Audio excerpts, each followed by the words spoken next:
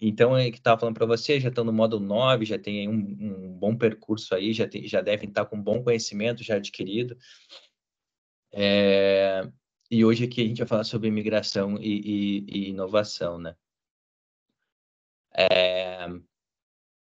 Eu não gosto muito de falar de mim também, mas eu coloquei aqui o meu LinkedIn, né? Quem quiser dar uma olhada lá.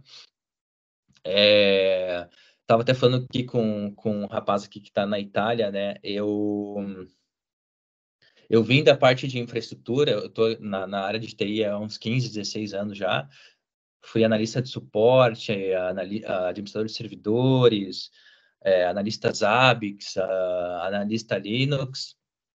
E nos últimos 4 anos eu comecei com DevOps, e nos últimos 2 anos focado em Cloud e Terraform, tá? Eu me especializei bastante em Terraform. Eu tirei as 2 certificações que tem do Terraform, que é a Terraform Associate e a Implementation Partner, né? Então, essas 2 certificações que eu tenho, né, de Terraform, não tenho muitas outras. Eu tenho a LPIC 1 do Linux, né, Linux Administrator, do tempo que eu era analista Linux. E aí tenho 2 básicas, a Z900 da Azure e a Cloud Protection da AWS, né, que é a inicial. Eu tô estudando para fazer Associate da AWS, mas eu me mudei aqui para Portugal, né? Estou trabalhando aqui para uma empresa de Portugal, faz 2 meses que eu estou aqui. Entendo todo um processo de adaptação e etc. Muito trabalho, muitos projetos. Então, tá meio de lado, assim, essa aí, essa minha... Não tô sem tempo mesmo para fazer a prova aí e estudar para fazer Associate. Isso daí, não que isso, hoje em dia, nem sei se vale tanto, né? Mas há 10 anos atrás, valia alguma coisa. Eu sou formado em engenharia de computação e gestão em TI. E também estou fazendo uma pós agora de DevOps. Então é isso daí, pessoal. Esse sou eu. Quem quiser dar uma olhada lá no LinkedIn também. Eu gosto bastante de estar compartilhando contato aí, de estar fazendo network. Bacana. Tem algumas pessoas aí do canal aí em Portugal. Depois o network vai ser forte. Pois é. Cara, tá muito bom aqui, velho. Tá muito bom aqui. Eu tô aqui, eu trabalho numa empresa, tenho contrato ela com 1 ano, a UR Meta, e eu vejo que tem muita vaga aqui, cara. Muita vaga. Então, Legal. só tem que falar inglês, cara.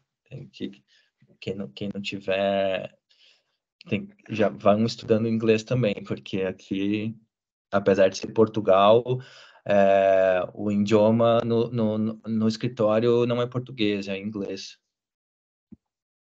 Boa. O que a gente vai falar hoje, né? O módulo 9, migração e inovação, que eu estava falando com Boa vocês noite. que... Opa, Boa boa noite, noite. boa noite. Eu sei que vocês já estão aí no final dessa jornada, né? Já têm um conhecimento, já conhecem os principais serviços da AWS. E esse módulo de hoje é para falar mais focado em estratégias de migração, tanto local, ambiente on-premise para nuvem, quanto da nuvem para a AWS, quanto até migração de serviços dentro da própria AWS. Então, isso aqui que a gente vai falar hoje, tá? Eu sei que também vocês já devem ter feito o Skill Builder, né? Se não fizeram, deveriam ter feito. Vocês vão ver que tem muitas coisas que eu coloquei aqui que é do Skill Builder, porque não tem como muito fugir desse assunto, do que os caras colocaram lá. Eu vou tentar aqui passar para vocês um conhecimento teórico, mas também colocar algumas práticas do que eu já passei aí nesses últimos anos que eu trabalho com a AWS, tá? Vocês vão ver que também que migração, normalmente elas são projetos bem demorados, então, deixa eu só desligar aqui, pessoal. Vocês, eu já participei de algumas, mas não tantas, tá? Porque às vezes vocês vão ver que depois eu vou comentar aqui que uma migração pode demorar mais de ano.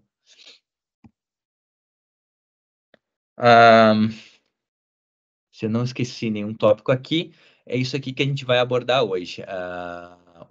O AWS Cloud Adoption Framework, né? As estratégias de migração,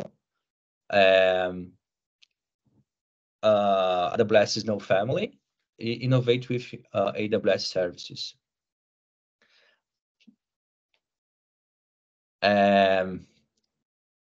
Então, aqui começando com o primeiro tópico, né? AWS Cloud Adoption Framework. Migrar um ambiente não é um processo de mágica, envolve muito esforço e expertise. Cara, o que eu sempre falo, né? Eu não sei qual é a experiência que vocês têm aqui, se vocês já estão no mercado de trabalho, se já passaram por alguma migração, mas nem tudo é Disney, velho. Nem tudo é mágica. As coisas não acontecem assim facilmente. Quem deve ter visto o curso da Skill Builder vai ver que eles falam que nem tudo ocorre num toque de mágica. E realmente não é assim, cara. Não é assim que acontece. Existem, quando você vai fazer uma migração, existem vários stakeholders envolvidos, existem várias áreas envolvidas, e você vai ter que ter uma habilidade de conversar com várias áreas e diferentes stakeholders. E para auxiliar esse processo, onde você tem que fazer entendimento de tudo que é necessário e levantar tudo, a AWS criou esse carinha aqui, o AWS Cloud Adoption Framework, que ele vai nos ajudar a gerenciar, o que ele vai fazer? Ele vai nos dar orientação e um norte a seguir, basicamente nos dando um material e dividindo em áreas dentro da empresa, onde você vai ter que seguir, por exemplo, eu quero falar com o pessoal de negócio, vai ter certa pessoa que você vai falar, eu quero falar com o pessoal de operação, certa pessoa. Então, vocês vão ver aqui que ele dividiu esse framework em 6 perspectivas, tá? Se estiver indo muito rápido, aí me dá um toque, tá, pessoal? E quem quiser fazer alguma pergunta, também só me interromper aqui, não tem problema não. Beleza. Então, esse framework que a AWS criou é baseado no quê? É baseado em toda a expertise de anos de experiência e de compartilhamentos e de capturas de migrações bem-sucedidas que a AWS fez e seus parceiros fizeram. Então, baseado nisso, ela criou esse framework, tá? E ela dividiu esse framework em 6 perspectivas, tá? Que nos dão orientação para fazer o entendimento do que a gente vai precisar e quais são os stakeholders envolvidos em cada processo de migração, tá? O primeiro, a perspectiva de negócios, né? E qual que é a ideia desse item? Garantir o alinhamento do negócio com as estratégias e objetivo de TI. Essa perspectiva de negócio é mais um alinhamento entre o financeiro e a TI, tá? Para que eles estejam alinhados e buscando o mesmo objetivo. Então, essa perspectiva aqui é mais uma perspectiva financeira. Então, como que tu consegue... quais são os stakeholders envolvidos nesse aqui? Ou o gerente financeiro, a parte contábil lá da empresa.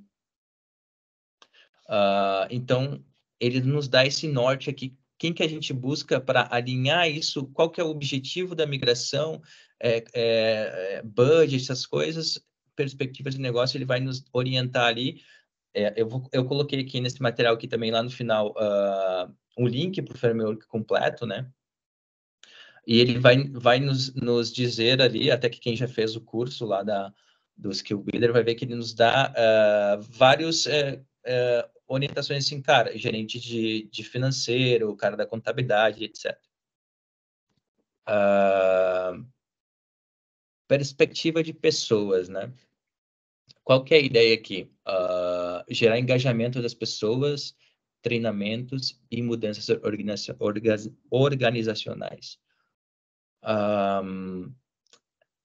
no processo de migração, um dos grandes desafios é gerar engajamento das pessoas, cara. Porque você está realizando uma mudança. Você está realizando... muitas vezes, tem pessoas que usam aquele, por exemplo, um sistema que você está migrando para a nuvem. A pessoa usa aquilo a vida toda, e agora você está mudando a interface, você está mudando a maneira, a usabilidade. Então, há uma dificuldade dessas pessoas se engajarem. Então, aí existe um esforço, né, de você estar treinando essas pessoas, e para isso, você precisa se aproximar de certos stakeholders, né? Então, essa parte de perspectivas de pessoas é mais o pessoal do RH, lá do Recursos Humanos, que você vai estar se aproximando deles para que consiga fazer com eles treinamentos, apresentar o projeto, etc., para que tu gere engajamento das pessoas, porque sem engajamento, uma migração ela pode fracassar, porque as pessoas não querem usar aquilo, elas não mudou a interface, ela não gosta, ninguém quer usar, ficam não gera o engajamento das pessoas. Então, a AWS dividiu isso em perspectiva de pessoas para que a gente possa engajar, treinar as pessoas para fazer mudanças dentro da própria empresa. Perspectiva de governança, tá? Concentra-se nas habilidades e processos para alinhar a estratégia de TI com a estratégia de negócios. Veja bem que a governança e negócios, eles falam em negócios, tá? Mas aqui é mais voltado na parte financeira, de tu estar alinhado com os custos, com o budget, etc., dentro da empresa. Aqui na parte de governança já é uma parte mais estratégica, né? Uma parte onde que você vai estar mais perto do analista de negócios, ver qual é a necessidade dele, ver qual que é a perspectiva dessas pessoas mais de parte governamental sobre a migração ou sobre o produto em si. A perspectiva de plataforma, né? Esse aqui é o cara que a gente basicamente o pessoal de infra, né? Que a gente vai ter mais contato, né? O que é aqui? Princípios e padrões para implementar novas soluções na nuvem e migrar cargas de trabalhos locais para a nuvem. Então, aqui é um contato mais com o pessoal de infra para te mapear o que tu precisa migrar, conversar ali o que está rodando, quais as necessidades, etc. Perspectiva de segurança, né? Controle, segurança e compliance. Então, aqui, basicamente, entrar em contato com o pessoal de segurança, verificar quais compliances que você vai precisar. Muitas vezes você precisa, por exemplo, tá migrando algo on-premise para nuvem, dependendo do setor, se é por exemplo, se você vai migrar uma aplicação de um setor público, pode ser que ela tenha um compliance de que não possa ser fora do Brasil. Então, você vai ter que estar esperto para que eu não posso colocar em não posso colocar em Virgínia, ou etc. Tem que ser dentro do Brasil. Tem que ver quais são as regras, se tem banco, tem regras específicas, tem compliance específicos, bloqueios de rede, etc. Então, tudo isso você tem que estar alinhado com o pessoal de segurança. E por último aqui, não menos importante, a perspectiva de operação, né? Que é você estar alinhado com o pessoal de operação, porque no final, após a migração, quem é que vai operar, quem é que vai executar, quem é que vai dar manutenção daquilo? É o pessoal de operação. Então, isso tem que estar bem alinhado, o pessoal tem que estar treinado, etc. Passar aqui para o próximo slide. Aqui eu botei uma perguntinha, cara, e eu fiz de propósito, porque é uma perguntinha que eu achei até que é um pouquinho, assim, meio que pega ratão, e ela estava lá no Skill Builder. Então, eu botei ela aqui porque eu achei ela bem legal. E aí eu queria que vocês colocassem aí no chat qual seria a resposta dessa perguntinha aqui. Qual a perspectiva da estrutura de adoção em nuvem da AWS ajuda você a projetar, implementar e otimizar sua infraestrutura na AWS com base em suas metas e perspectivas de negócio. Lembrando, essas aqui são as perspectivas, né, que estão dentro do CAF aqui, do Cloud Ops Framework, que são as diretrizes, né, desse framework.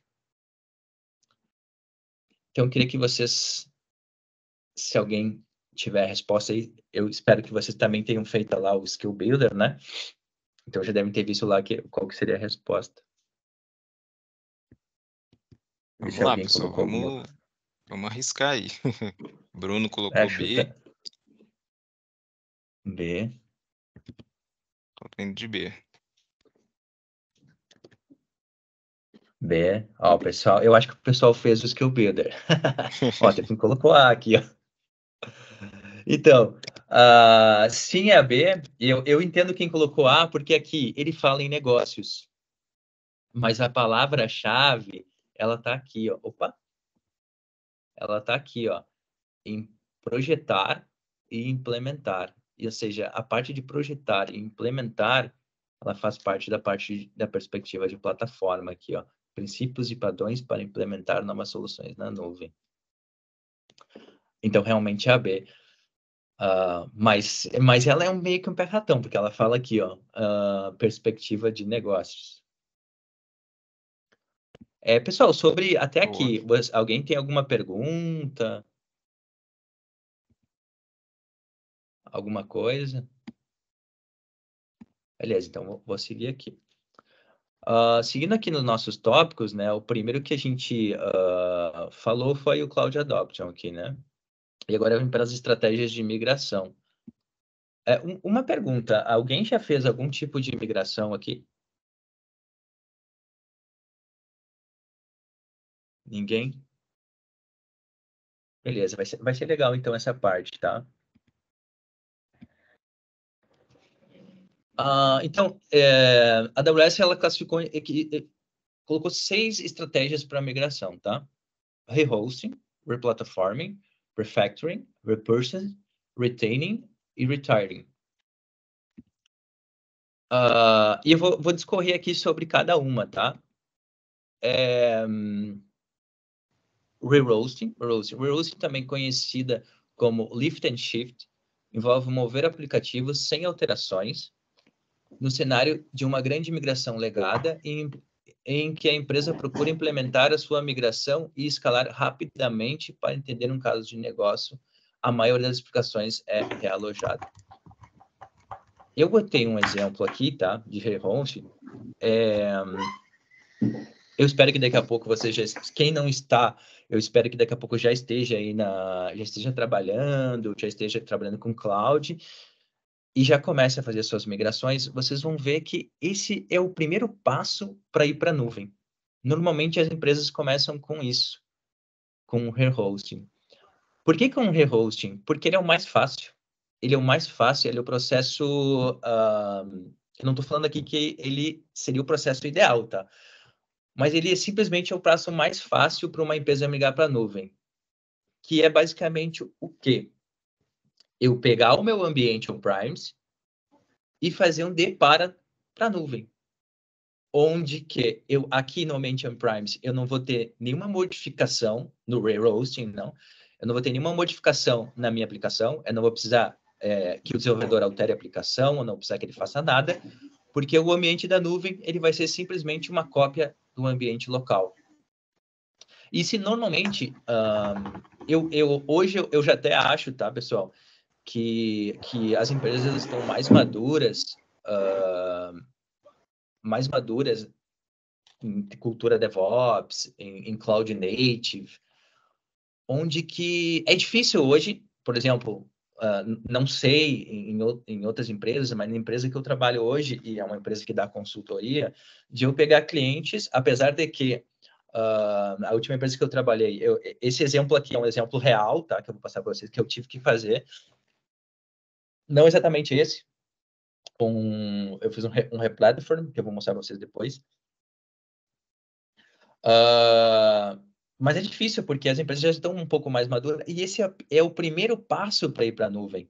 né? É aquela empresa que ela tem as aplicações dela em VMs e ela quer simplesmente migrar para a nuvem. Aqui eu coloquei um caso, esse caso que eu fiz, né, que eu vou usar aqui como exemplo, que era o quê? Migrar 3 VMs que estão em um ambiente on-premise e uma VM com banco de dados. Não foi solicitado monitoramento, não foi solicitado backup. Eu perguntei, quer resiliência? Vamos colocar em multi-AZ? Não quiseram. Não quiseram VPN, não quiseram Direct Connect, não quiseram fazer nada de scale.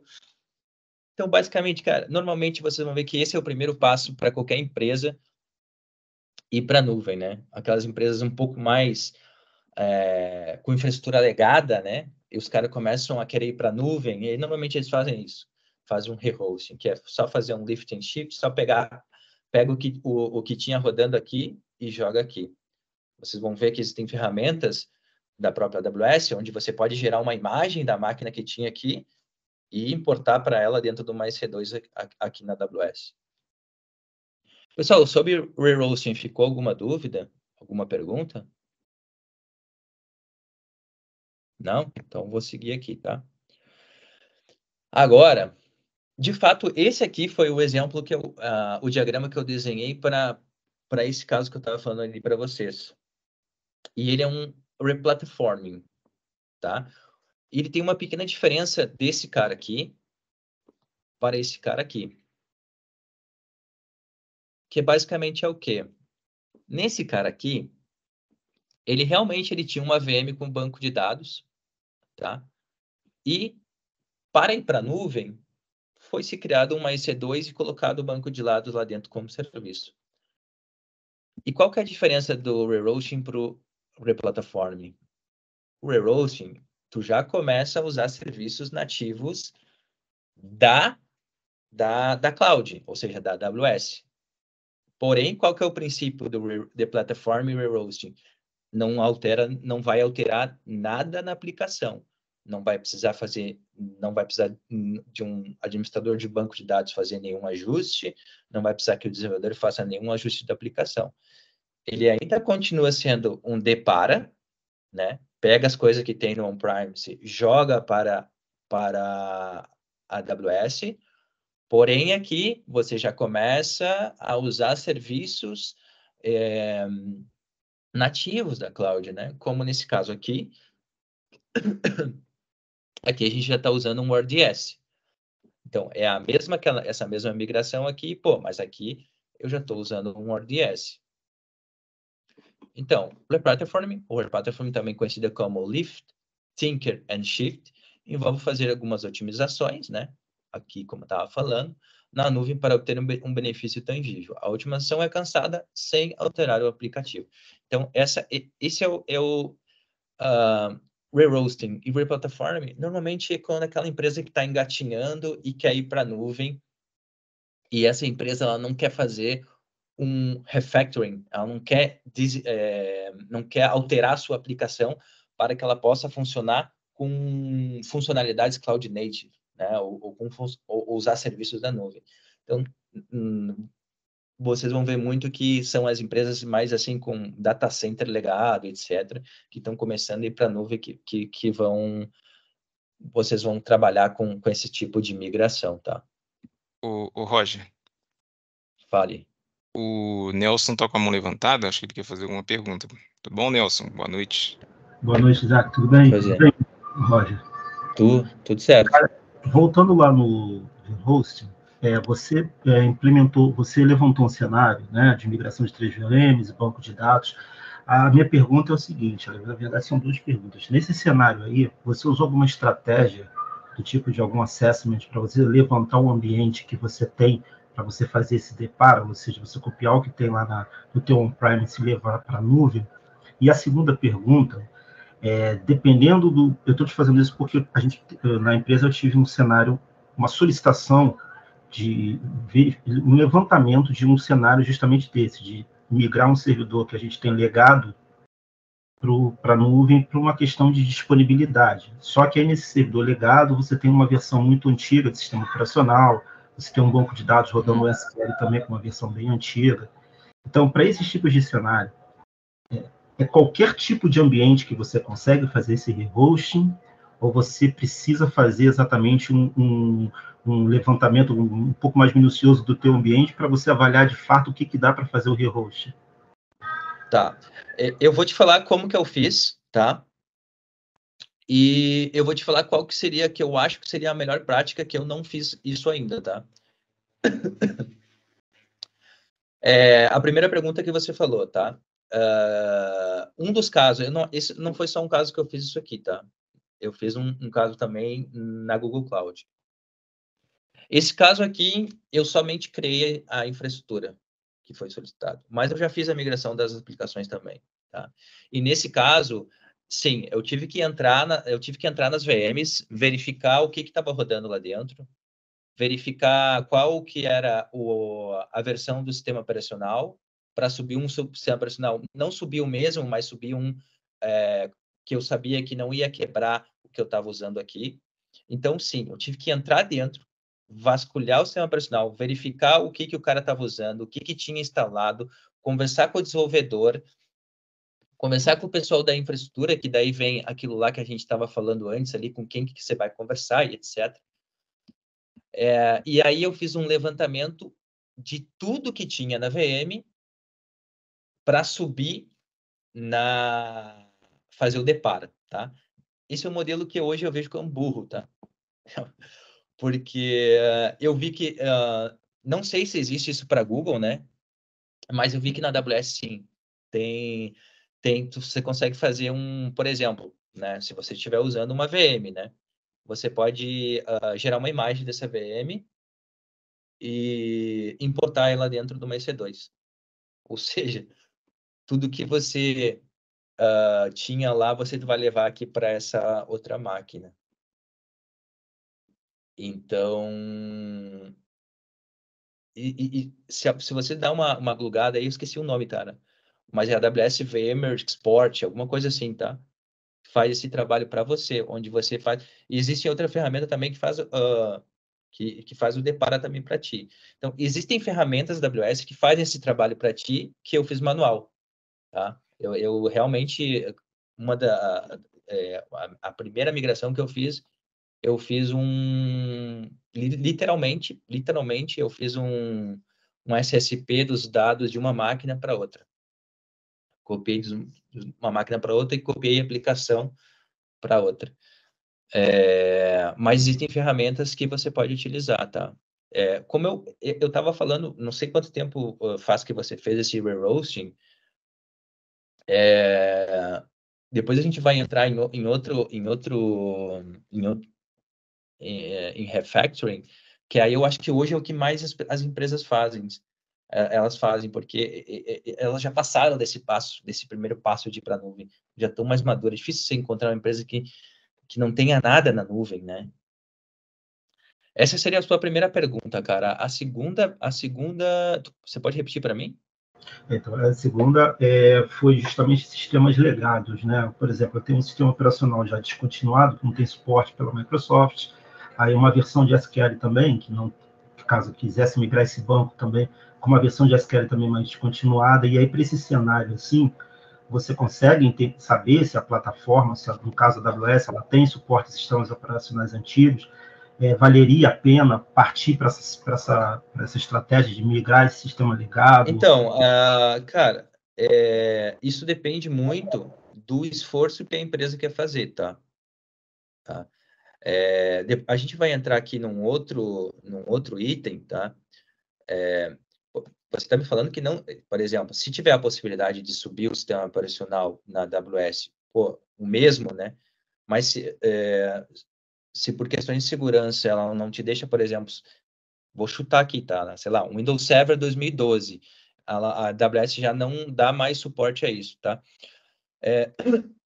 Depois a gente vai falar aqui, tá? De um outro item que seria esse aqui, ó, o retaining, onde você migra o que dá, tá? Você migra o que dá para a nuvem e o que não dá você mantém. Mantém dentro do ambiente on-premise. Mantém até que você possa fazer aqui, ó, você possa fazer o retiring, hasta que você não precise mais aquilo lá, então você não precisa mais migrar. Mas isso enquadrado no cenário que você está me falando, que já não tem como colocar aquilo na AWS, tá? Então, existem migrações onde você tem que deixar uma parte, você é obrigado a deixar uma parte dentro do ambiente, né? Isso pode acontecer, é normal, eu já vi acontecer também. A empresa migrou tudo para a nuvem e mais tinha coisa que não dava para migrar. Beleza. Roger, obrigado, tá? O Rodrigo também acho que quer fazer alguma pergunta. Boa noite. Tá me Boa ouvindo? noite. Sim, estamos ouvindo. Então, Aqui, pode falar, Oi. pode falar. Tá me ouvindo? A minha Tô. dúvida é o seguinte, por exemplo, se a minha aplicação está rodando lá no on-premise, no sistema operacional Windows, e aí na hora que eu for fazer a migração, por exemplo, vou subir lá a instância C2, eu preciso escolher uma imagem que seja compatível com o Windows ou posso, por exemplo, escolher Linux? Você tem que escolher o Windows, porque a sua aplicação está rodando na plataforma Windows. Ela tá, a não ser que ela for existem aplicações que são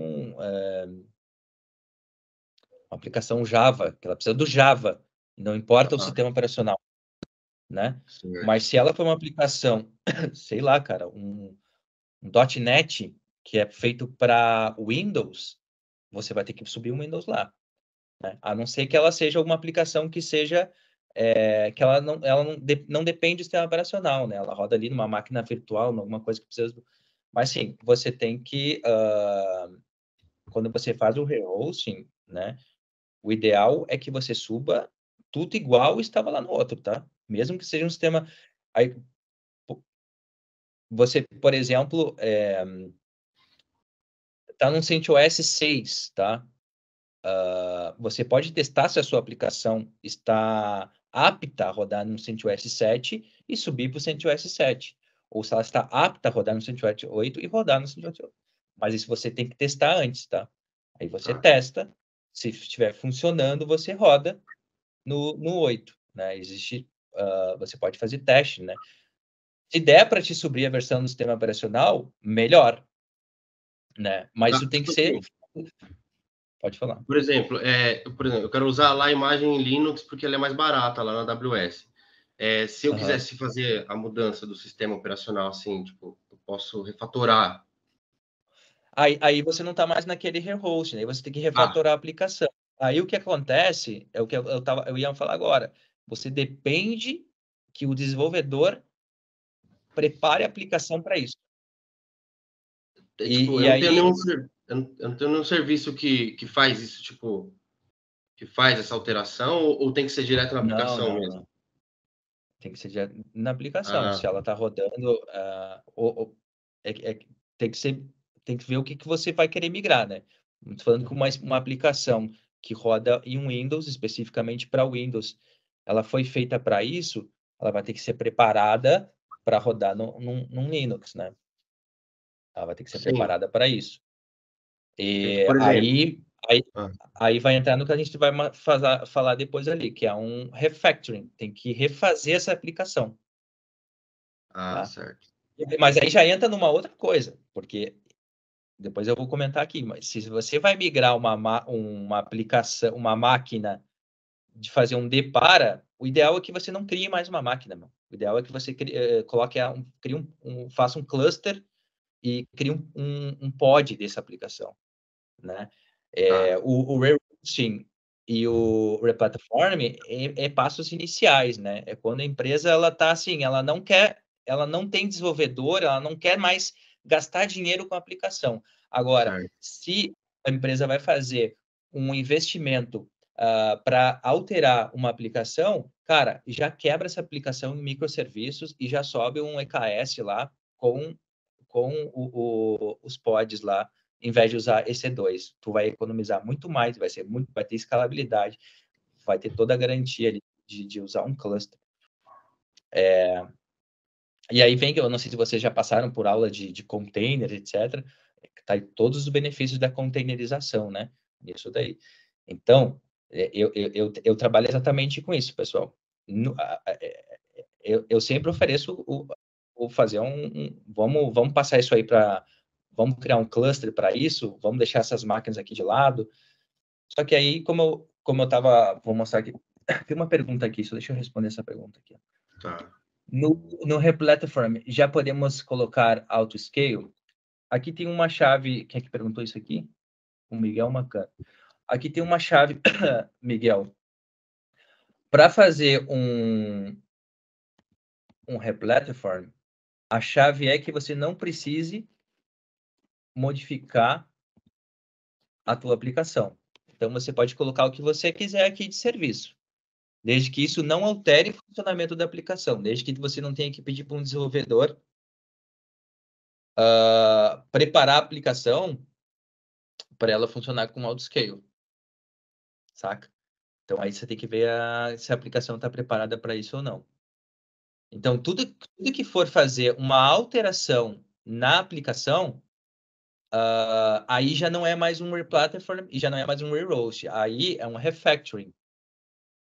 O refactoring, também conhecida como re-architect, envolve reimaginar como um aplicativo arquitetado e desenvolvido usando os recursos nativos de nuvem. A refatoração é impulsionada por uma forte necessidade comercial de adicionar recursos, escala ou desempenho que de uma forma seriam difíceis de alcançar no ambiente existente do aplicativo. Então, pessoal, quando você tem que fazer uma alteração na aplicação, aí já é um refactoring. E aqui eu fiz um mesmo exemplo, que essa arquitetura que eu ofereceria lá para o pessoal que está fazendo esse replatform aqui. E sairia muito mais barato, tá? Sairia muito mais barato do que fazer isso aqui. Isso aqui sai muito mais caro do que tu pegar e fazer isso aqui. Tá? E aí você teriam todas as vantagens de utilizar um cluster, né?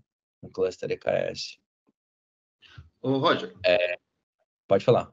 Então, tipo assim, mas tem outras formas de fazer a migração. Por exemplo, eu posso pegar só ali a aplicação, que, por exemplo, tá lá em WordPress. Eu posso pegar só ela e aí quando eu for, tipo, pego o código e subo numa imagem Linux.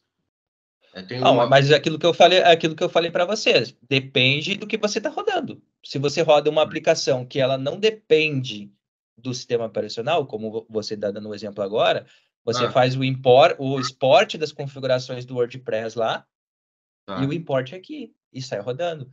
Agora, sei lá, cara, como eu dei o exemplo, você está rodando uma aplicação .NET que é feita para... Acho que até o .NET já tem suporte a Linux, cara, mas o desenvolvimento não é a minha área.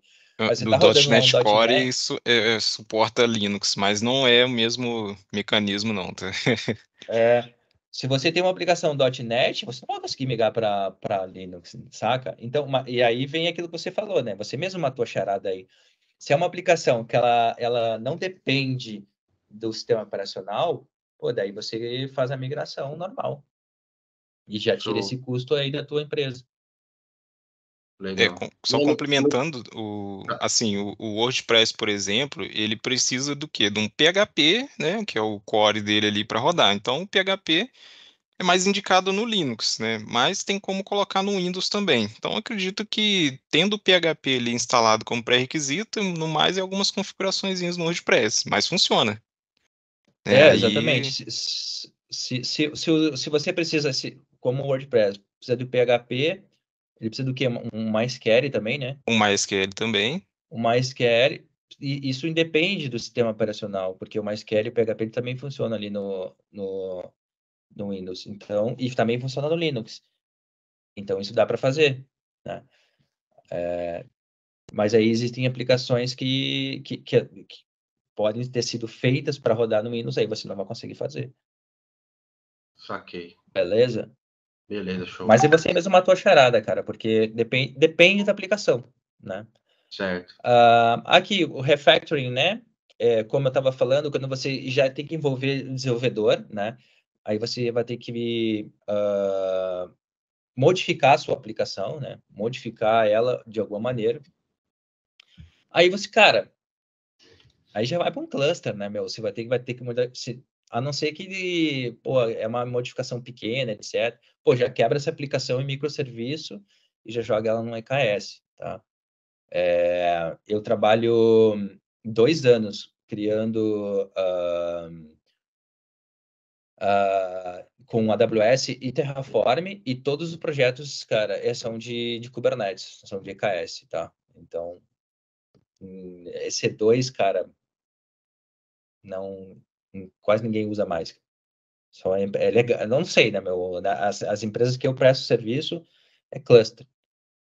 Já estão até migrando para nem EKS mais, já tem usando Fargate, já estão eu não sei se você tem participado de eventos da AWS, alguma coisa. Até a gente vai falar isso em inovação depois. Mas a tendência é tudo virar serviço, né? Você sair o início é o EC2 e o final é serviço. É migrar tudo para serviço. Porque existem muitos benefícios de tu usar serviços, né? Aqui, eu peguei esse exemplo aqui, tá? Da própria Skill Builder, tá? Mas existem exemplos mais fáceis aqui de utilizar, de falar aqui para vocês. Como, por exemplo, migrar, sei lá, deixar de usar a licença aquela antiga do Office para usar um Office 365. Então, repurchasing envolve a mudança de uma licença tradicional para um modelo de software como serviço. Então, vocês podem imaginar, o modelo tradicional, por exemplo, do Office, que tu tinha que comprar licença para usar ele como serviço, né? Basicamente, isso é um repurchase. Deixa de usar aquele cara lá pagando a licença e começa a usar como serviço. Por exemplo, uma empresa pode optar por implementar a estratégia de recompra migrando de um sistema de gerenciamento de relacionamento com o cliente para Salesforce. O retaining consiste em manter aplicações críticas para o negócio no ambiente de origem. Isso é como alguém falou ali. Isso acontece, tá, pessoal? Às vezes, como quando você vai migrar para a nuvem, você começa pelo mais fácil, pelo que dá menos problema, né? E o que é menos crítico. Você deixa aquelas aplicações críticas por último, ou aquelas aplicações legadas que nem vão ser, nem tem como tu migrar para a nuvem. Isso se chama retaining, né? Isso pode incluir aplicativos que exigem grande refatoração, né? Como eu estava falando ali antes. Pô, eles nem vale a pena mais, cara, antes de serem migrados, ou trabalhos que podem ser adiados para um momento posterior. Então, isso quando você vai começar a migrar para a nuvem, você começa pelo mais fácil. Mais fácil. Pega as aplicações mais fáceis de migrar, ou que tu tem mais fácil ali, começa a migrar para a nuvem. E aí deixa o que é mais crítico por último, porque nesse processo de migrar os mais fáceis, você vai ganhando expertise, você vai deixando a equipe mais madura. E quando chegar a aplicação mais difícil, você já tem uma expertise e a equipe já está mais madura, né? Retiring. Retiring é quando... isso acontece muito, né? Quando eu estava falando ali para vocês, uma das migrações que eu fiz, um re-roasting, eu tive que entrar na máquina e mapear tudo que tinha dentro da máquina. E, por exemplo, tinha uma máquina que eu acho que era um proxy reverso, ela devia ter apontamento para uns 10 sites, cara. Mas, efetivamente, só tinham 2 em funcionamento. Então, às vezes acontece isso. Quando você está fazendo uma migração, você acaba descobrindo diversas aplicações que não eram mais utilizadas, que não são mais necessárias, que estavam ali só comendo recursos. E aí você não precisa levar esse desperdício para a nuvem. Isso se chama retiring. Pessoal, sobre esses 6 tipos de migrações aqui, ficou alguma dúvida? Alguém tem alguma pergunta? Não? Tranquilo. Opa. Olha. Só para me entender, assim, para finalizar, então, no caso, eu conseguiria fazer isso no EC2? Conseguiria pegar só o código no EC2? Tá falando do WordPress, né? Isso, pegar o WordPress e só subir com a WordPress, imagem. claro. Ah, Cara, assim, faz bastante tempo que eu não trabalho com WordPress, mas quando eu trabalhei, eu conseguia, basicamente, era fazer um backup lá da base de dados do WordPress, né? Você precisa fazer um backup da base de dados lá, jogar para o outro MySQL, o outro MariaDB lá que você vai utilizar no Linux, né? E existe como você exportar as configurações do seu WordPress e importa no outro. show. Legal. Até Falando do Word... Pegando um gancho na resposta aí que você deu, Roger, no desafio que o pessoal está fazendo, é mais ou menos esse cenário, tá? Eu, a princípio, tinha exportado o MySQL, o banco mesmo, lá, o MySQL mesmo, o arquivo, né? Só que deram alguns problemas ali na importação e tal, de URL, essas coisas. Então, assim, para facilitar, eu mudei, tá, pessoal? Até aproveitando para poder comentar, já comentei isso outras vezes também. Eu fiz a exportação utilizando um plugin, tá? Então o WordPress ele tem essa facilidade também. Você, através de um plugin, você exporta lá um .zip e aí vai numa instalação limpa do WordPress e importa esse .zip, né? Então já facilita bastante também. Show. Beleza? Beleza. Alguém fez uma pergunta aqui. A estratégia de migração pode ser uma combinação entre todas? Pode ser uma combinação, sim. Como eu estava falando ali, às vezes você está fazendo, por exemplo, um re-hosting e nesse processo de entender o que você vai migrar, você percebe que você não precisa mais de algumas aplicações. Aí você já nem migra. Então, você já está fazendo uma combinação de re-hosting e retiring. Aí, de repente, você vê que tem que tem Office ou que tem alguma outra aplicação lá que você pode usar ela como serviço. Você já está misturando re-hosting, repurchasing e o retiring, né? Você pode ir mesclando, né? O que eu acho difícil de mesclar seria que eu não vi assim, né? Um refactoring, porque se você já vai refatorar, você já consegue você pode mesclar com outros, né?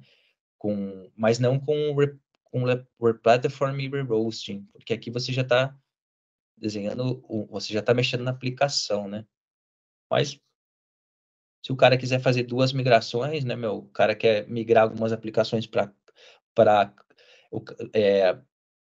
pode ser que um setor tenha uma aplicação onde tenha verba para fazer o refaturamento de uma aplicação e tem um outro setor que existe uma aplicação que é pouco utilizada, que não vai investir mais dinheiro naquela aplicação e o cara não quer passar para microserviços e vai pedir para te fazer uma EC2 para ele lá. Pode ser que você tenha duas migrações aí diferentes, né? Cara, agora que a gente vai falar aqui sobre... vou confessar para vocês aqui que eu nunca vi ninguém utilizar isso aqui, tá? Eu nunca vi, porque talvez eu não tenha trabalhado nunca numa empresa tão grande que precise,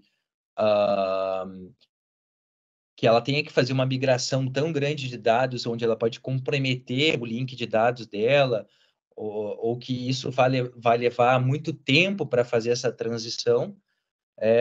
Mas eu vou passar para vocês aqui mais teórico, né?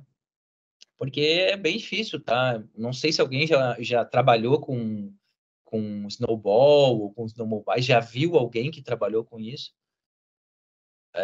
Se tivesse, pronuncie, porque eu nunca vi, tá? Porque realmente a gente começa a falar de grandes quantidades de dados, né? Então seriam projetos muito grandes, né?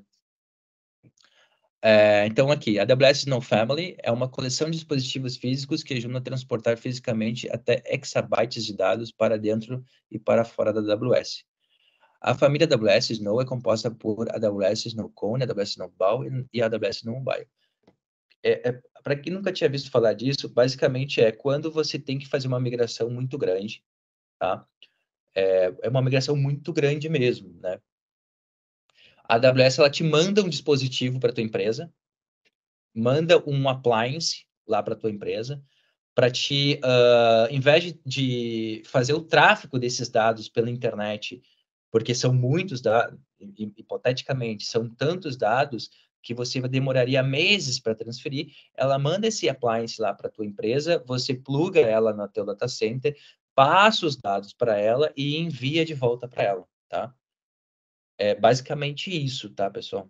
Por isso que eu nunca vi ninguém trabalhar. E dentro disso, ela tem três tipos, né? Porque são três capacidades diferentes e necessidades diferentes dentro da Snow Family aqui, né? O Snow Cone, né, que é um dispositivo de computação e transferência de dados de borda, pequeno, robusto e seguro. Ele possui 2 CPUs, 4 GB de memória e 14 TB de armazenamento utilizável. Que eu falei para vocês, né? Um dispositivo que eles vão mandar para ti, tu vai plugar no teu data center, passar os dados para lá, vai mandar para a AWS vai pegar, vai plugar no data center dela e vai subir. Basicamente isso. Depois tem aqui o Snowball, né? E o Snowball tem 2 tipos, tá? Dispositivos Snowball Edge Storage Optimized são adequados para migrações de dados em grande escala e fluxos de trabalho de transferência recorrentes, além da computação local em necessidades de maior capacidade. O armazenamento é de 80 terabytes para volumes de blocos e armazenamento de objetos compatíveis com S3, desculpa, e 1 tera para SATA em volumes de blocos. Computação, 40, olha que é muito mais porrada que o outro, né? 40 vCPU, 80 GB de memória, para fornecer suporte a instâncias EB1 da Amos EC2, equivalente a C5. Já começa muito mais porrada que o outro, né? Opa! Vocês já tinham visto falar desse Snowball? Desse Snowball da Snow Family? É, isso aí que eu botei aqui, ó. Eu mandei uma foto aí aqui, do Snow Maluco. Mobile. Se você quiser e tiver dinheiro, a AWS te manda um data center para tua empresa, para te plugar lá no teu e passar os dados, tá? Mas aqui, nesse cara aqui, a gente já está falando de até 100 petabytes de dados, né, meu? Um negócio absurdo. Eu nunca vi ninguém que usou isso aqui, cara. Até deve ser interessante pesquisar as empresas que utilizaram isso aqui. Eu duvido que tenha mais de 100 aí, cara. Se tiver 50, eu já fico surpreso. Então, a gente estava aqui. Snowball Edge Compute Optimize oferece recursos de computação avançados para casos de uso como aprendizado de máquina. Análise de vídeo full motion, análise de pilhas de computacional local, armazenamento, capacidade utilizável até 80 terabytes, né?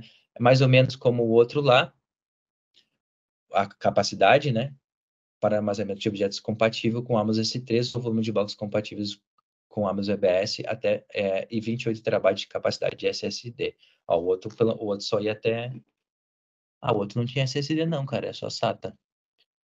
Tem uma capacidade computacional muito maior que o outro, ó. 40 CPU, 80 GB. O outro era mais focado em storage, ó. Storage Optimize. Isso aqui mais em computação. E por fim, esse é o caminhãozinho ali que a gente mostrou a foto, cara. Que literalmente eles te mandam um caminhão, né? Um caminhão que tem todo climatizado, etc., né? Com toda a segurança, tem escolta do caminhão, né? Tem escolta do caminhão, é todo um processo de segurança ali para que não roube teus dados também, né? E ele é feito aqui para até 100 petabytes, né? Um container robusto de 45 pés de comprimento puxado por um caminhão semi-reboque. Então, esse carinha aqui, cara. Essa foto aqui eu busquei, ela é de 2016. Então, eu nem sei se... seria migração offline. Todos aqui, você vai plugar ali, né? E depois a AWS, a migração offline, exatamente. E aí a AWS vai enviar para a AWS, né? E ela vai descarregar os dados lá.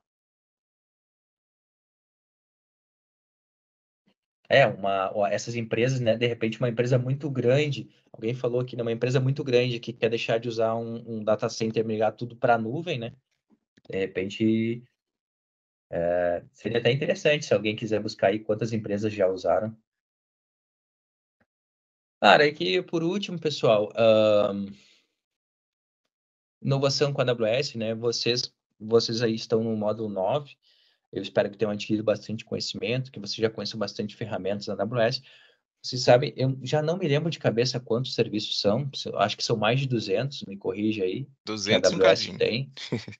É muito serviço, tá? Ela lança serviço toda hora. O que eu posso passar para vocês aqui de inovação da AWS é um feeling, tá? Eu tive aqui em Portugal, cara, umas 3 semanas atrás, num evento da AWS. Porra, tinha os caras da Fórmula 1. Eu já fui em evento da AWS no Brasil e é legal. Pô, mas aqui eu vi os cara da Fórmula 1 falando, meu, era tipo assim, era só assim, cara. Era só as empresas muito top. Muito, muito top. E o que é o meu feeling disso, tá, pessoal? Uma das coisas que eu tava falando ali para vocês. Todo mundo sabe o que é serverless aqui, né? Existe uma tendência, né? A AWS, ela te incentiva a deixar de usar EC2, a deixar de usar EKS.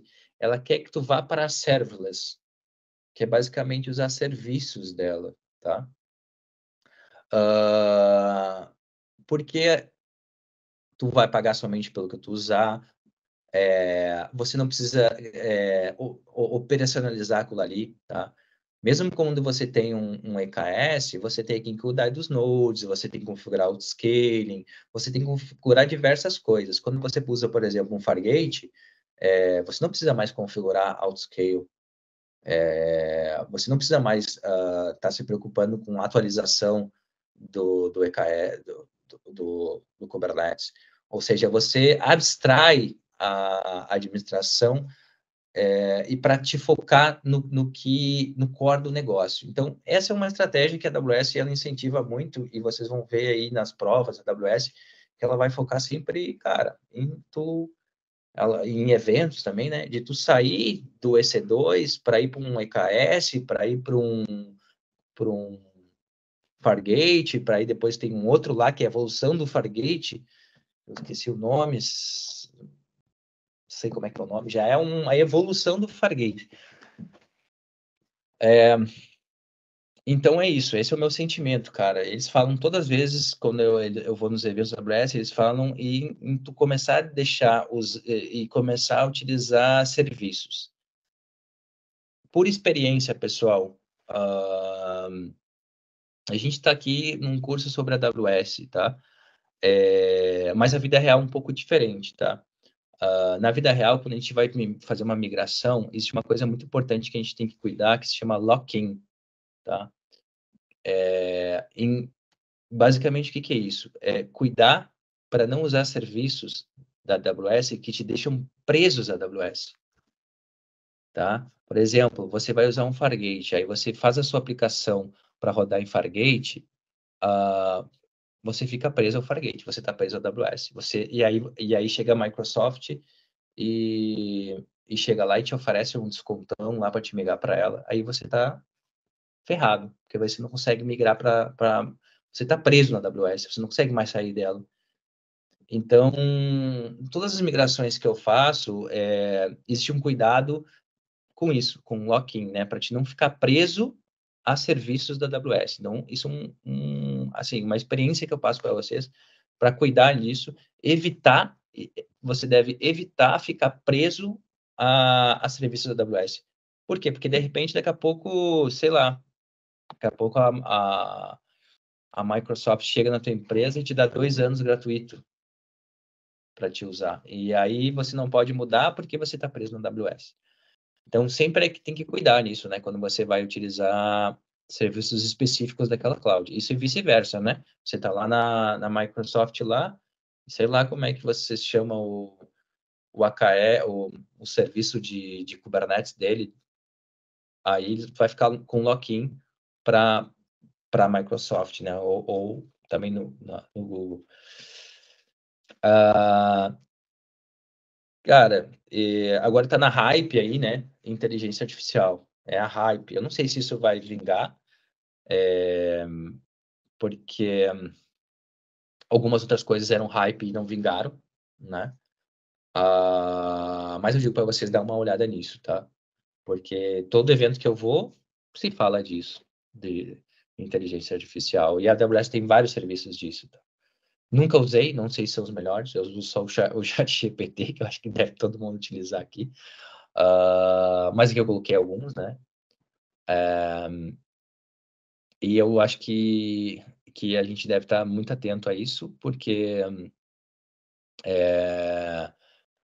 eu acho que pode ser, não é só uma hype, eu acho que isso talvez seja uma revolução aí no nosso mercado, né?